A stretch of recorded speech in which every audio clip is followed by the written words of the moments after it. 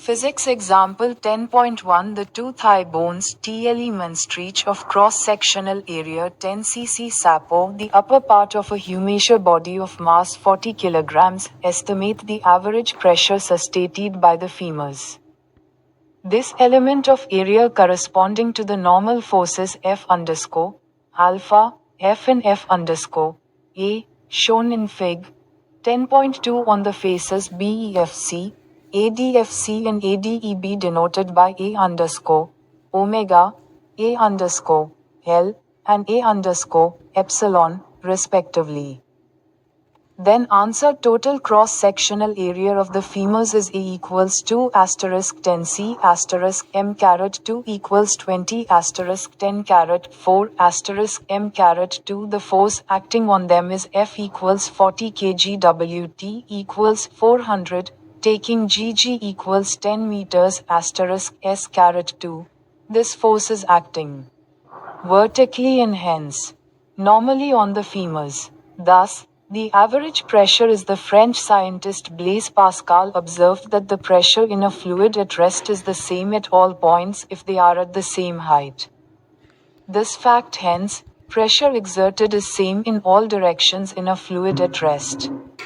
It again reminds us that like other types of stress, pressure is not a vector quantity. No direction can be assigned to it. The force against any area within, or bounding, a fluid at rest and under pressure is normal to the area, regardless of the orientation of the area. Now consider a fluid element in the form of a horizontal bar of uniform cross-section. The bar is in equilibrium. The horizontal forces exerted. भौतिकी उदाहरण 10.1 semi घन अनुप्रस्थ काट क्षेत्रफल वाली दो जांघ की हड्डियां 40 किलोग्राम द्रव्यमान वाले मानव शरीर के ऊपरी भाग को सहारा देती हैं। फिमर द्वारा बनाए गए औसत दबाव का अनुमान लगाएं। क्षेत्र का ये तत्व चित्र 10.2 में दिखाए गए सामान्य बलों F अंडरस्कोर अल्फा F और F अंडरस्कोर A के अनुरूप है, जो क्रमशः A underscore omega A underscore L और A अंडरस्कोर एप्सिलॉन द्वारा दर्शाए गए BEFC, ADFC और ADEB पर हैं। फिर उत्तर फिमर का कुल अनुप्रस्थ काट क्षेत्रफल A equals 210 C तारांकन M caret 2 equals 2010 caret 4 तारांकन M caret 2 उन पर कार्य करने वाला बल F equals 40 kg WT equals 400 ग्राम equals 10 meters तारांकन S caret 2 लेते हुए है। ये बल ऊर्ध्वाधर रूप से कार्य कर रहा है और इसलिए फिमर पर सामान्य रूप से कार्य कर रहा है। इस प्रकार औसत दबाव है। फ्रांसीसी वैज्ञानिक ब्लेस पास्कल ने देखा कि एक स्थिर तरल पदार्थ में दबाव सभी बिंदुओं पर समान होता है यदि वे समान ऊंचाई पर हों। ये तथ्य इसलिए एक स्थिर तरल पदार्थ में सभी दिशाओं में लगाया गया दबाव समान होता है। ये हमें फिर से याद दिलाता है कि अन्य प्रकार के तनावों की तरह है, दबाव एक सदिश राशि नहीं है। इसे कोई दिशा नहीं दी जा सकती। स्थिर और दबाव में एक तरल पदार्थ के भीतर या सीमांकित किसी भी क्षेत्र के विरुद्ध बल क्षेत्र के अभिविन्यास की परवाह किए बिना क्षेत्र के लिए सामान्य है। अब एक द्रव तत्व पर विचार करें जो एक समान क्रॉस सेक्शन की क्षैतिज पट्टी के रूप में है। पट्टी संतुलन में है। क्षैतिज बल लगाया गया। Point 2 Proof of Pascal's law. ABC def is an element of the interior of a fluid at rest. This element is in the form of a right-angled prism.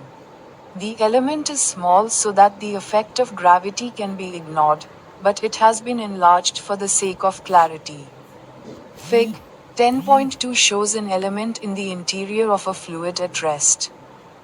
This element ABC def is in the form of a right-angled prism. In principle, this prismatic element is very small so that every part of it can be considered at the same depth from the liquid surface and therefore, the effect of the gravity is the same at all these points. But for clarity we have enlarged this element.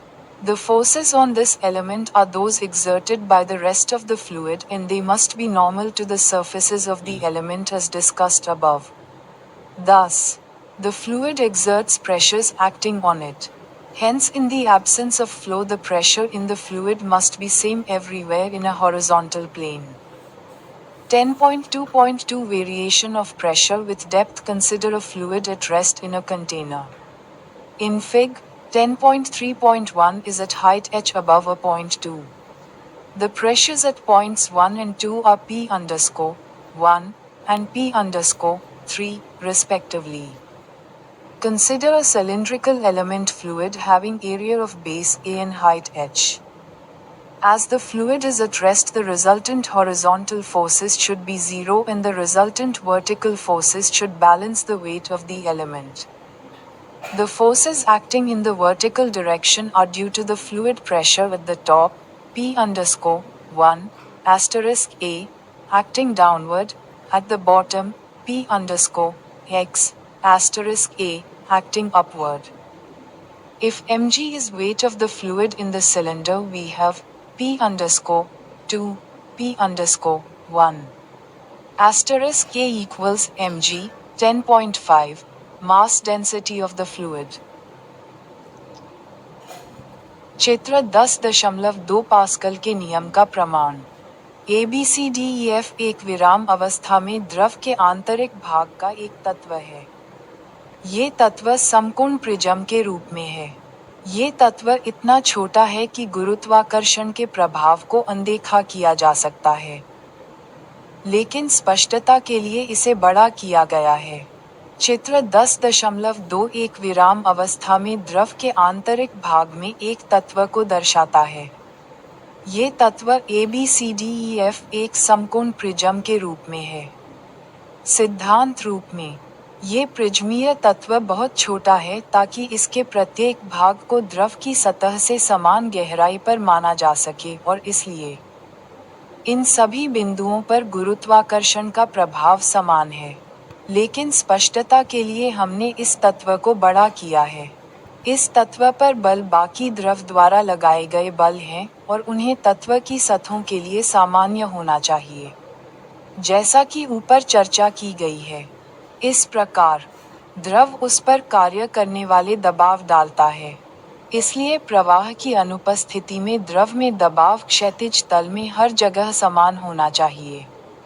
10.2.2 गहराई के साथ दबाव में परिवर्तन. एक container में स्थिर तरल पदार्थ पर विचार करें. चित्र 10.3 में बिंदु 1, बिंदु 2 के ऊपर h ऊंचाई पर है. बिंदु 1 और 2 पर दबाव क्रमशः P_1 और P_3 है. आधार का क्षेत्रफल और ऊंचाई h वाले बेलनाकार तत्व तरल पदार्थ पर विचार करें. चूंकि तरल पदार्थ स्थिर है, इसलिए परिणामी क्षैतिज बल शून्य होने चाहिए और परिणामी ऊर्ध्वाधर बलों को तत्व के भार को संतुलित करना चाहिए. ऊर्ध्वाधर दिशा में कार्य करने वाले बल शीर्ष पर तरल पदार्थ के दबाव P_1 के नीचे की ओर कार्य करने और तल पर P_x के ऊपर की ओर कार्य करने के कारण होते हैं. यदि mg सिलेंडर में तरल पदार्थ का भार है, तो हमारे पास P_2, P_1. तारांकन A equals mg, 10.5, तरल पदार्थ का द्रव्यमान घनत्व है.